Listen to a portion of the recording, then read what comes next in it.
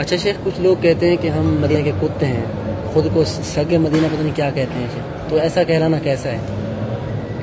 ارے بھائی آپ صرف سگے مدینہ نہیں کہتے ہیں لوگ، اچھا اب تو نبی صلی اللہ علیہ وسلم کے در کا کتا بھی کہتے ہیں، غوث آدم کا در کا کتا بھی کہتے ہیں، کتوں کا کتا بھی کہتے ہیں، اور پتہ نہیں فلاں بابا کی کتا کہتے ہیں۔ اب تو یہاں تک مثالیں پیش آئی کہ لوگ دربار پہ جا رہے ہیں تو کتے کی شکل میں چلتے ہوئے اور کتے کی آواز بھونکتے ہوئے دربار پہ جاتے ہیں لوگ، ایسی بھی مثالیں اب آ گئی ہیں۔ تو بڑا افسوس ہوتا ہے کہ لوگ اپنے آپ کو کتا کہتے ہیں، جبکہ اللہ کے بندے ہیں یہ، اللہ نے سب سے بہترین مخلوق بنایا، اللہ کے بندہ ہیں یہ، اور اگر مسلمان ہیں تو محمد رسول اللہ صلی اللہ علیہ وسلم کی یہ امت ہے، نبی صلی اللہ علیہ وسلم کی امت ہے، کتنے بڑے شرف کی بات ہے، شان کی بات ہے۔ تو اللہ رب العالمین نے تو انہیں بہت بڑا درجہ دیا ہے، لیکن اگر کوئی کہتا ہے میں کتا ہوں تو کتا ناپاک ہوتا ہے، اور نبی اللہ رب العالمین فرماتا ہے انما المشرکون نجس، مشرک ناپاک ہوتا ہے، تو کتا ناپاک ہے۔ کوئی آدمی کہتا ہے میں کتا ہوں تو اس کا مطلب ہے وہ مشرک ہے، وہ ناپاک ہے، اس لیے آپ نے آپ کو کتا کہہ رہا ہے، اس طرح کتا ناپاک ہے، تو ایسا نہیں کہنا چاہیے۔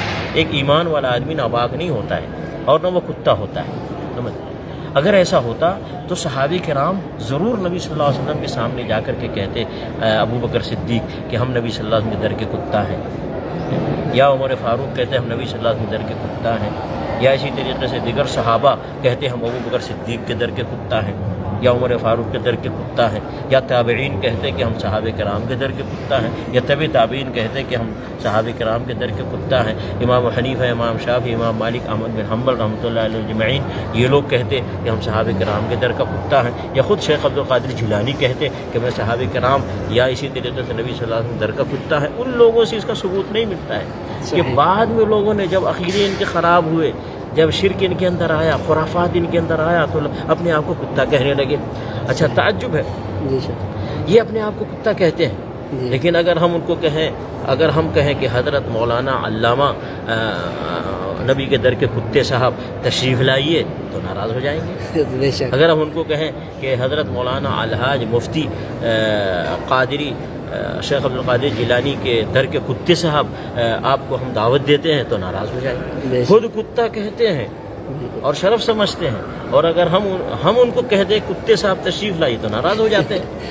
صحیح، تو ایسا نہیں ہے میرے بھائی، ہم کتا نہیں ہے، کسی کے در کے کتا نہیں ہے، ہم عبداللہ اللہ کے بندے اور محمد رسول اللہ صلی اللہ علیہ وسلم کی امت ہیں۔ تو شیخ وہ کہتے ہیں پھر حضرت علی رضی اللہ تعالیٰ عنہ کو پھر شیر خدا کیوں کہا جاتا ہے؟ وہ اس سوال پہ وہ جواب دیتے ہیں۔ دیکھیے کچھ خاص چیزیں ہوتی ہیں، جو چیز اللہ نے جس کے بارے میں بیان فرمایا، اللہ کے رسول محمد رسول اللہ صلی اللہ علیہ وسلم نے جن کے بارے میں بیان فرمایا، ہم اس کو اتنا ہی رکھیں گے، عام نہیں کہیں گے، سمجھ گئے۔ اگر اسد اللہ کہا گیا علی رضی اللہ تعالیٰ عنہ کو تو یہ ان کے لیے خاص ہے، ان کے لیے خاص ہے۔ اگر یہ کتا کہنا فضیلت کی بات ہوتی تو ان کو کتا کہا جاتا، اگر کتا کہنا فضیلت کی بات ہوتی تو علی رضی اللہ تعالیٰ عنہ کو کتا کہا جاتا۔ نعوذ باللہ، ان کو کوئی کہے گا کہ نبی کے در کا کتا ہے تو علی کو سارے ناراض ہو جائیں گے۔ صحیح بات ہے کہ نہیں؟ بے شک۔ تو کتا کہنا کسی بھی زمانے میں کوئی شرف کی بات نہیں ہے، چاہے وہ کسی قسم کا کتا ہو، کتا کتا ہوتا ہے۔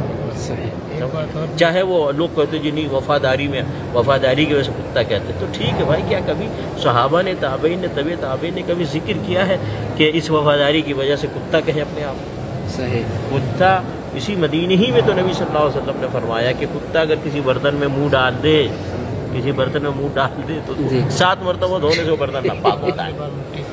تو اس لیے میرے بھائی کتا کہنا یہ اچھی بات نہیں کہنا چاہیے۔ ایک بات اور، ایک بہت بڑے عالم دین ہے، بہت معروف ہے، وہ اپنی دعا میں رو رو کے خوب گڑ گڑا کر، پبلک بھی رو رہی ہے، خود بھی رو رہے ہیں، اللہ تو مجھے نبی کے در کا میراثی گویا بنا دے، گویا بنا دے، نبی کے در کا میراثی گویا بنا دے، یعنی وہ ڈھول ڈپال بجا رہے ہیں۔ استغفر اللہ، بہر کے یہ سب گمراہی کے راستے چلنے والے لوگ ہیں اور دین اسلام سے ہٹے ہوئے لوگ ہیں اور غلط راستے پہ چل رہے ہیں۔ ایسے لوگوں کو نصیحت کرنی چاہیے، ایسے لوگوں کو سمجھانا چاہیے کہ ایسا نہ کرو۔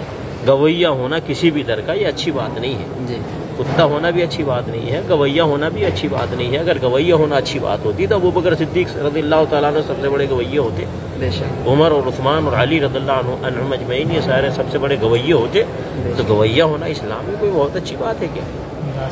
تو میراثی ہو یا گویہ ہو، بہر کے اب یہ ساری چیزیں صحیح نہیں ہیں، درست نہیں ہیں. مسلمانوں کو ان سب چیزوں سے بچنا چاہیے. اللہ رحمت